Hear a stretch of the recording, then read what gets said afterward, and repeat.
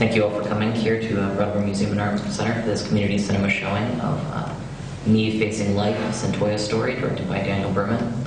We're very lucky to have here tonight Kari Fletcher from the Youth Services. Kari Fletcher is the Youth Development Director for Youth Services, where she supervises the case management team that works with the homeless and runaway youth.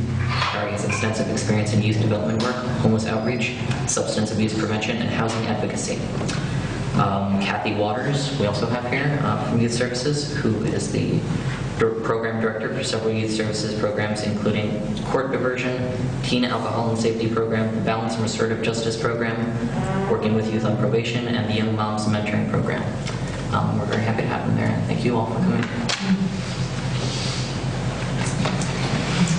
Well, so we figured we might start, just because obviously this is a tragedy on so many levels, is just to sort of check in with folks. And, you know, that's a really heavy-duty movie to watch. And we realized that weirdly or sadly or something to be proud of or something to be grateful for, these are stories that we know. So for us it's a tragedy, but it's not not shocking. It's not a shocking tragedy at all, yeah. So we thought we would start by just sort of seeing how people are doing, and then we could talk a little bit about our thoughts.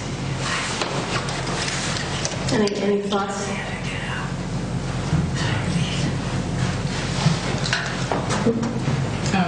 It just makes me ask the question, you know, can adoptive parents make any positive difference in the lives? I mean, my coworker's father was a foster parent for many years, and he's always telling me they all ended up just, you know, no matter what he did, they just, you know, the question is, you know, can they, you know, have a good life and turn out in a positive way through the foster parenting system or adoption? Good question. When they have so many, you know, genetically so many strikes against them. Yep. I think that you could say the same, though, about if you have your own biological children and you have a genetic predisposition toward mental health issues, that all your genetic children could have the same kinds of problems. So you're definitely taking a risk when you adopt children. You don't know what traumas they've been through and what genetics they always have. But I've known of many stories where they do turn out great. So it's definitely a gamble. And there's a lot of research around, first of all, obviously her during the pregnancy, you know, she was getting an awful lot of alcohol, so she literally has brain damage. So, you know, that's a tough cookie, those kids that have drinkers for moms.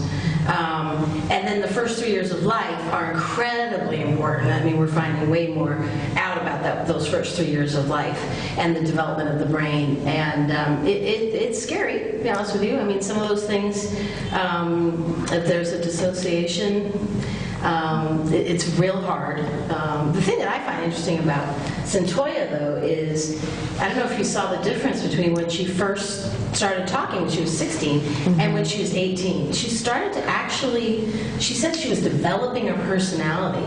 She actually was. And they cut from the movie a letter she wrote. They couldn't get access to her when she actually went to prison, so she wrote a letter. And the letter was surprisingly full of life. Her life wasn't over. It actually had some hope. And not to say that anyone wants her to turn out that way or have that life, but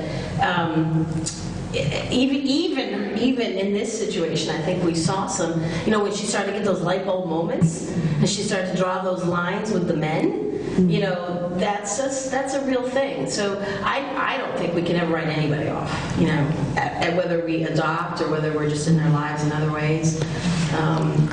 But there's a lot goes on those first couple of years.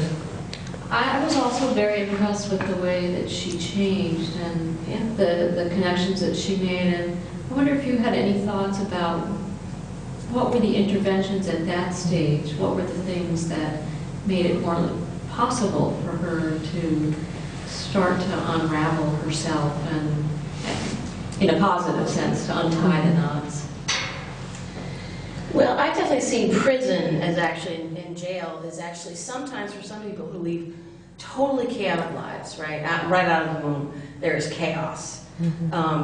Where I think, I look at her life and I think, I don't know how she got out of bed. You know, I mean, she didn't turn it internally. Some people would have killed themselves. She killed someone else, right? But I don't know how you function. That sometimes jail and prison and sort of that very structured life gives people a safe place. I mean, it was interesting, her attorney at one point during the trial said something like, she started the day she killed the person, thinking she was going to have a safe day, and she didn't. And I thought, oh no, she didn't start that day thinking she was going to have a safe day. Right. She hasn't had a safe day. Probably she could count on one hand. Right. Yeah. And so in some strange way, sometimes that very structured, insular community, some people actually find some growth there, some sanity there, which is why, like, I always think, we can't think her life is over. Again, I don't wish this for her, but, you know, even though she's in prison, she still matters, she still counts, and she still has a life that is of value. And we can't sort of forget that. You know? And I think the other piece, too, is that she was, when she was out of jail and on the streets, and she was so pulled by other people to do this and that, so part of that was creating the chaos, too. And she made some of her own choices, but a lot of it was being pressured into things, and a lot of young women that end up being sexually abused end up either in the industry of stripping or prostitution, things like that, and they're very confused about their own sexuality, and so it, you know, it's not surprising that she ends up with this pimp, and who then is, you know, threatening her life and so forth. So finally she's in prison, and now she doesn't have to fear that. So, and I think the other thing is, by the time we were seeing her later, she was 18, so her brain had started developing further as she was getting older. So she didn't have quite the same impulsivity that she probably had at 16. Now she was able to process things differently. And she didn't have men in her life in the same way in prison, in jail. Yeah.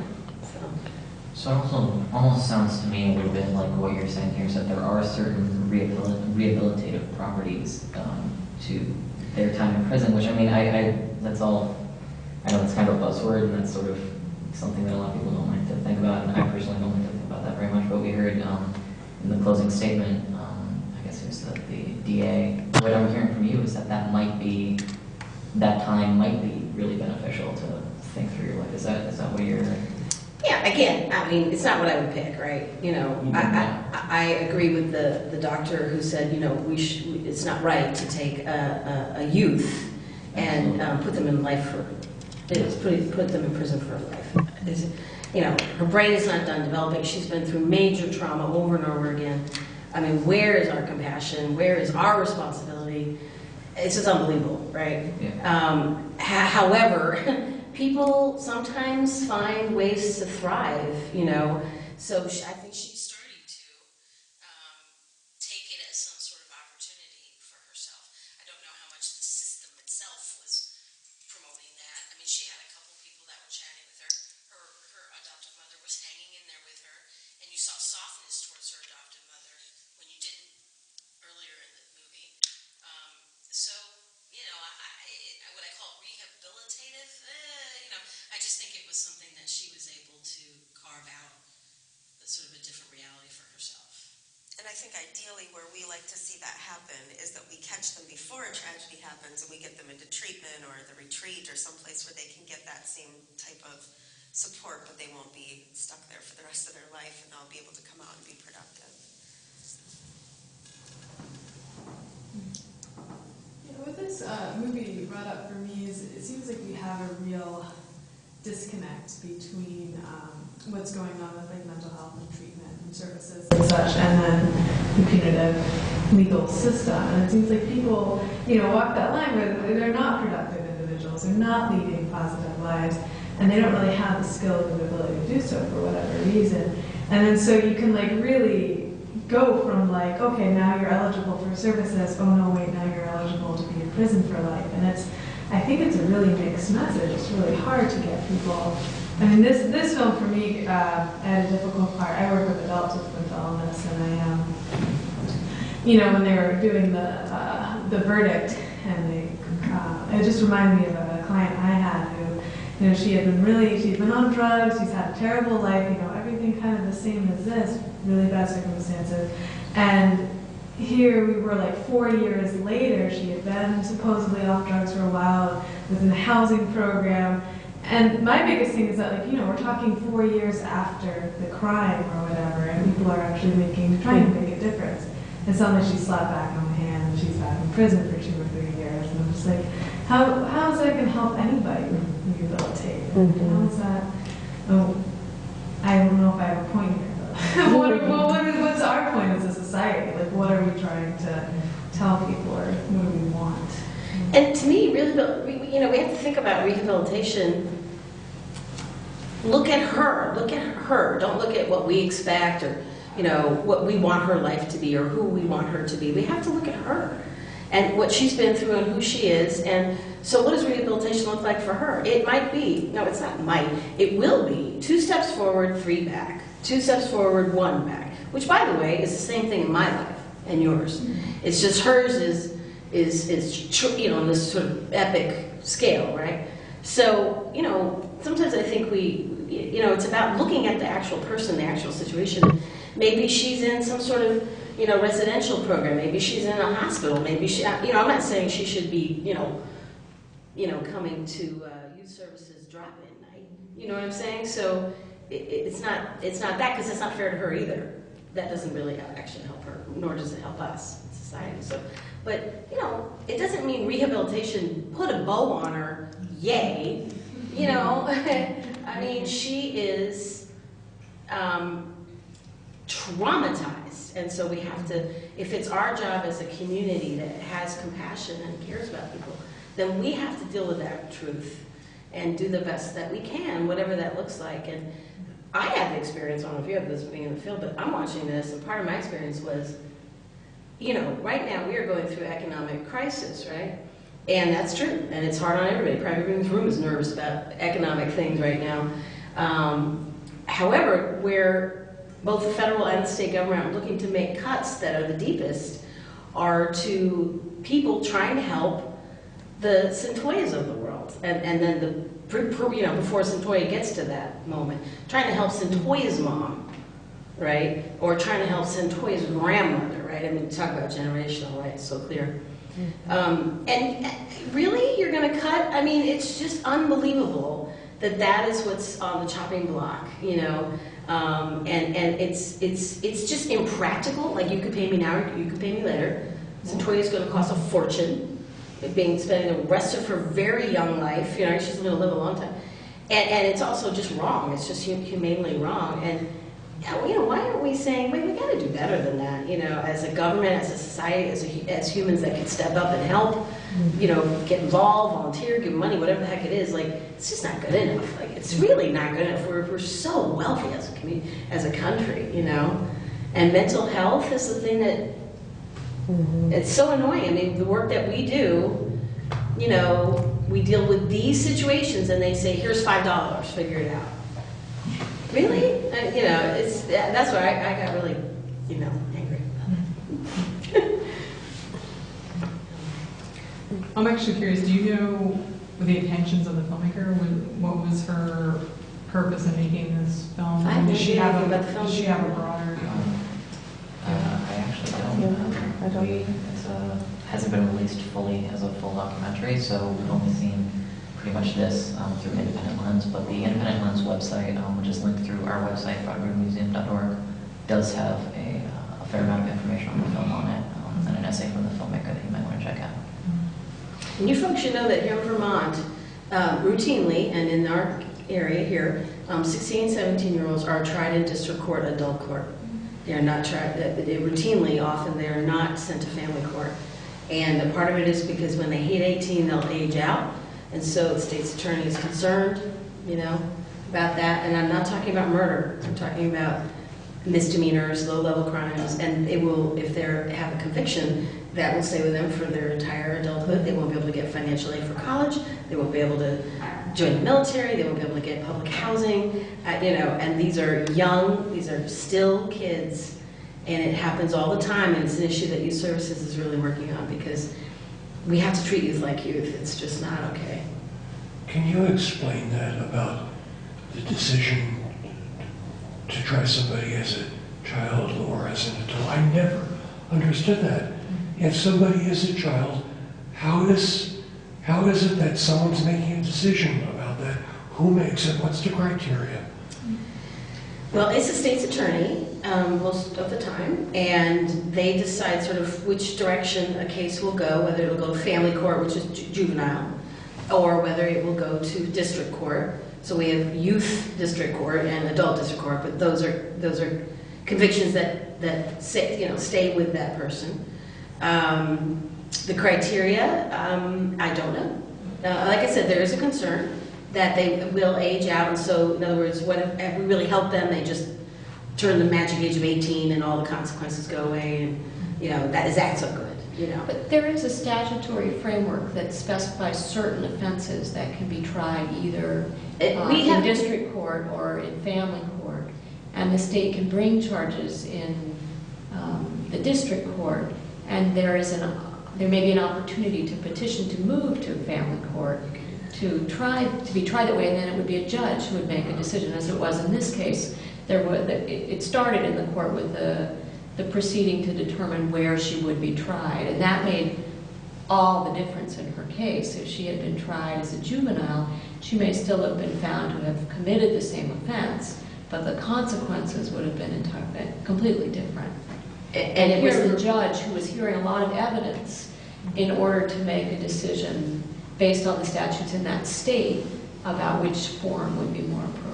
But here in Vermont, what I'm saying is there are misdemeanors, kids that are doing, they're not talking about, and they're in district court. And even in those cases, I'm saying there's an opportunity for the juvenile to, if they have an attorney, move into family court. And we have, by the way, very few violent What's the rationale? I mean, if there is a provision that somebody can be tried in family court and that there's a reason for it based on their age, what's the rationale why that wouldn't always apply? Well, again, you're asking the person who doesn't believe in this, so I'm going to get my bias answer that. But part of it is family court takes much longer; it's a much slower process. So the time between the offense and the final hearing can be long, too long, really. So that's problematic. Frankly, family court, therefore, is more expensive. District court is faster. If you go through family court and you're adjudicated, then DC, the Department of Children, in our state, which is actually great, your probation officer is also a social worker at the Department of Children and Families. So the idea is that you're really, trying to look at that situation sort of holistically with the family and so forth. And so, that takes a lot of resources. But I can think of some other reasons why. I mean, I'm not trying to urge in favor one way or another, but one issue is that if you're tried as a juvenile and you're on juvenile probation, when you hit 18, that ends. So you could commit an offense at 17, and it could take 6 months to sort it out, and then you would have 6 months of probation. There might be a concern on the part of the state's attorney that would be an insufficient response to whatever the offense would be, that there's not enough time, there's not enough of a window to address the issues that led the juvenile to commit this offense. That could be one motivating factor. Another could be the seriousness of the crime. So as in this case, the more serious a crime it is, the more aggravating features, the less likely the state's attorney is going to be to want to consider this a juvenile offense. They're going to be more interested in a criminal conviction.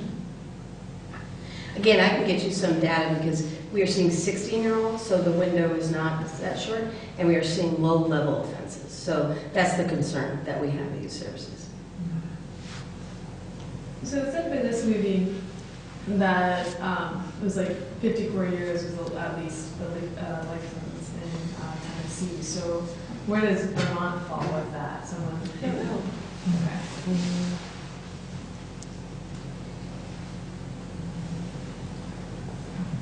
Are there any more questions?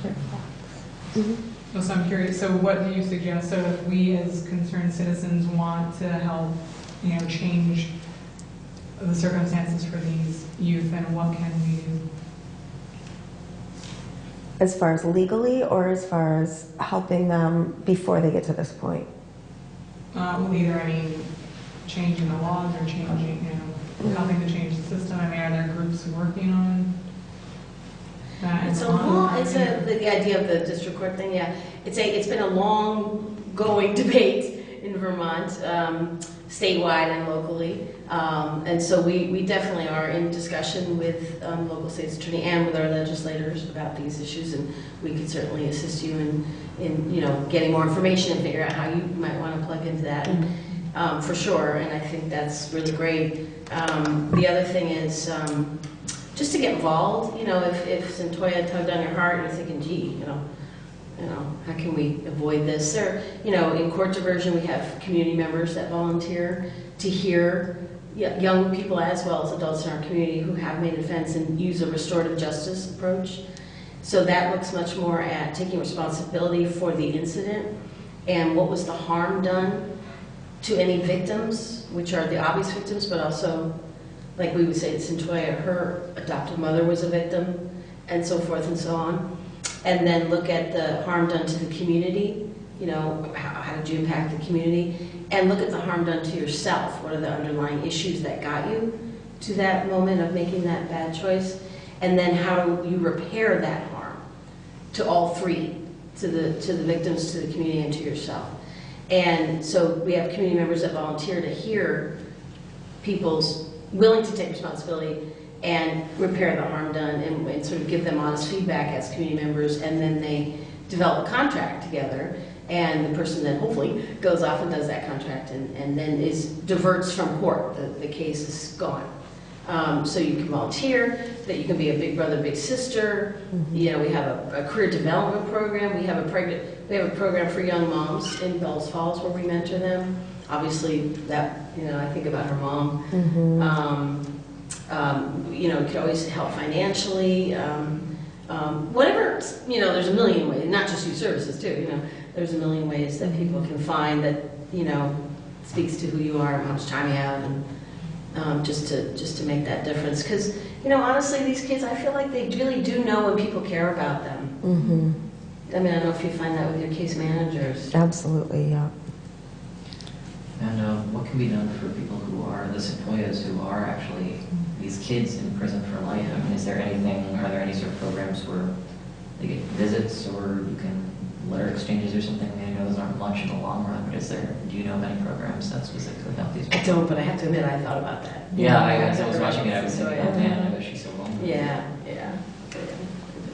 I think we're much further on the end of trying to prevent them from ending up there, so we don't know a lot on that side. Yeah. But yeah, and her story is so common, unfortunately. I mean, not her crime, so to speak, but her story before that, all the trauma that she's had, all the abuse, all the different homes, and there's so many kids going through that right in this community every day, so. I think it helps just to talk about the profound ways that those kids are affected for life.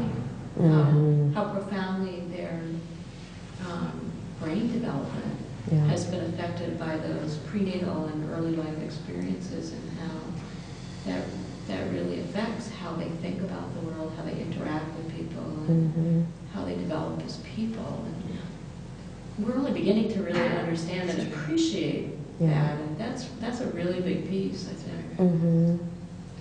Unfortunately, I think that's the only comment we have time left for. Thank you so much, and thank you all for being here. Thanks. Just so you know, the front door is locked here, but this handicap exit, it says alarm on the door, but it's not armed.